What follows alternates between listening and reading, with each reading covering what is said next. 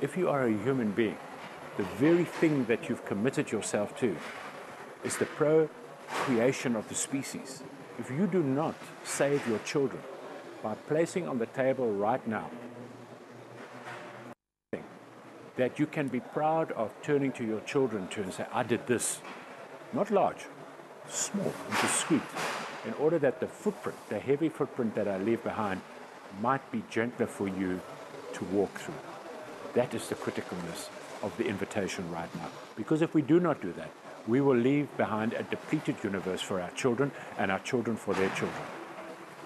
And that's a human tragedy as I see it.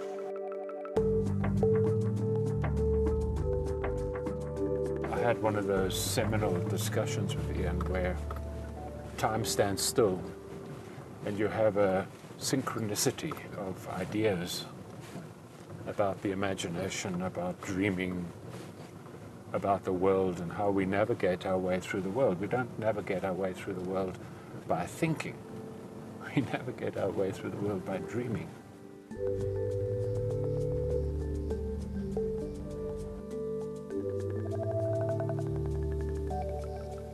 Ngobelwani actually represents not only the elephant and the other animals and the birds and everything, but she, being a matriarch, also represents the mystery. And Africa has always been a country of great mystery. The Romans put it best, ex Africa semper aliquid novi. Out of Africa, always something new. Why don't we sit on the bench here? That's a very nice idea. When I thought about the conversation between creativity and visual creativity and the earth, there was one person kept coming to mind. A person who had walked and enabled and held something before I even dreamed of it. And that was Ian Player. When I looked into the eyes of the elephant, I saw the earth god, or in fact, goddess. There was a very deep connection that took place. What is so wonderful about this place where we live, as while we've been sitting here, is these cuckoos which come down from Central Africa every year. But there are other species that are going because we humans have just taken up far too much space. So for me, Ngobelwani carries a big message. I need space. And I need space for all the other creatures with whom I live. And you, too, humans, are part of it. But you've taken too much. Elephants seem to me to be a very petulant and ponderous reminder of that troubled relationship that we have with the earth. Okay. Because human beings have a penchant also for yearning for beauty. So the elephants on the one hand appeal to a massive imposition of beauty and the sense of wonder.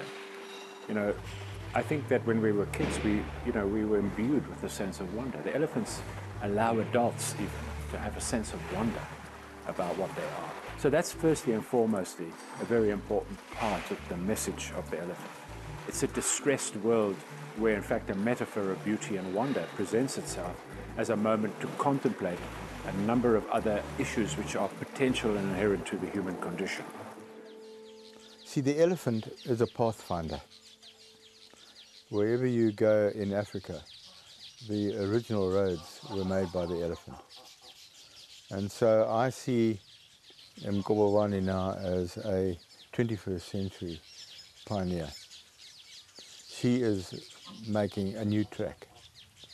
And in making that track, she's touching people all the way along the piece. And reminding them that this is where, that it is from Africa that we all came originally. And then we started on our migrations. But on our migrations, the first thing that we did was to follow the elephant path, because they found the easy way. And so I see Ngobelwani as an emissary for the 21st century, leading a new path to a greater understanding between ourselves and the wild world, and the importance of Africa. I think what is important is that a number of people interdisciplinary people from trade and industry, from the sciences, from the arts, have already began to talk about the elephants and this idea of interrogating what is the idea of multiple and inclusive conversations. The foundation will move these elephants around the world as catalysts to these conversations.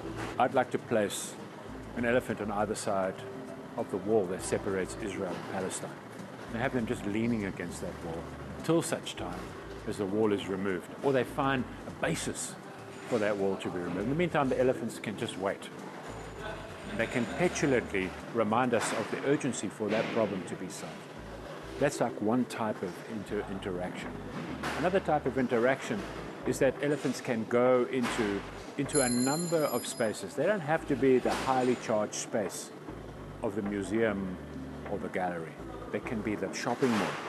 As long as the context defines the nature with which the message of the elephant can be heard, which is about environment, sustainability, and human tolerance. But when you looked at people coming up to her, it's hard to describe exactly the impact. But from a psychological point of view, there is no doubt that the elephant touched the archetype.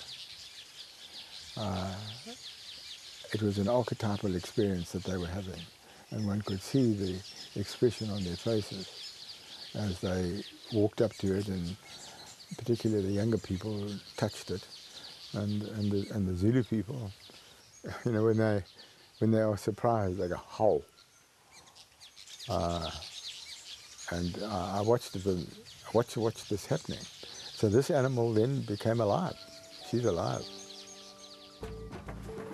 The world will rise or fall on the ability for people to speak and to be heard. And in the speaking and the hearing, new things are put on the table. We are appealing to people in front of a massively creative icon that is riddled and embodied with imagination, to come to the table with creativity and imagination as a pretext to solving a pragmatic problem that they can possibly influence and change. Secondly, I don't expect people to solve global problems. I expect them to solve the problems in their own home, in their own backyard. I don't expect them to play on the global stage.